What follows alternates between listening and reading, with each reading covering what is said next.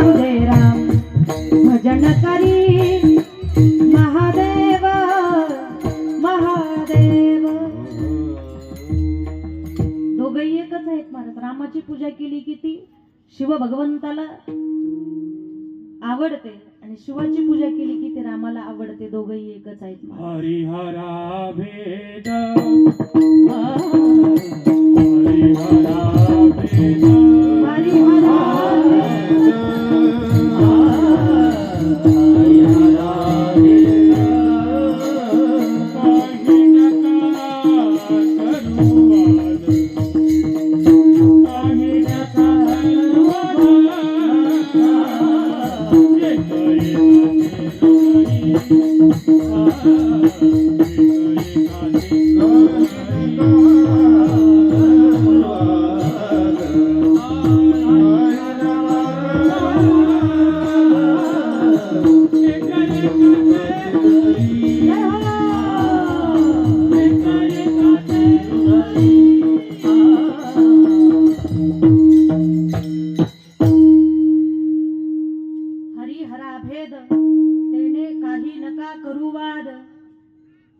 एक एकाचे हृदयी नाही का. हरी आणि हर याच्यामध्ये काय आहे. एक वेलांटीच आड. एका वेलांटीचा फरक आहे महाराज. पण आपण केवढा मोठा मतभेद करतो महाराज. आपण त्याच्यातही भेद करायला आपण कुठं भेद करत नाहीत महाराज. आपण जातीपातीत भेद केला. आपण सगळीकडे भेद केला महाराज. जिकडे नाही तिकडे भेद. आता तो विषय आपल्याला मांडायचा नाही. असो विषय आपला असा चालला होता की ते असणारं विष हिरण्यकश्यपून भक्त प्रल्हादाला पिण्यासाठी दिलं महाराज. आणि भक्त प्रल्हादाने ते विष प्राशन केलं. विष प्राशन केल्यानंतर त्याचा परिणाम भक्त प्रल्हादावर काहीच झाला नाही. शेवटी हिरण्यकश्यप कंटाळला महाराज. आणि कंटाळून त्या असणाऱ्या प्रल्हादाला जवळ बोलवलं. हे प्रल्हादा, ज्या भगवंताचं त्या देवाचं तू नाव घेतोस का नाही. ज्या देवाचं तू नाव घेतोस का नाही. असा असणारा तुझा असणारा परमात्मा राहतो तरी कुठे. प्रल्हाद म्हणतो बाबा जो प्रश्न तुम्ही मला केलाय, विचारलेला जो प्रश्न तुम्ही मला केलाय, तो प्रश्न तुम्ही चुकीचा केला असं तुम्हाला वाटत नाही का. तुम्ही चुकीचा प्रश्न विचारला बाबा मला. तुझा परमात्मा राहतो तरी कुठं, याच्यापेक्षा माझा परमात्मा कुठे राहत नाही हे विचारा. विठाला विठाला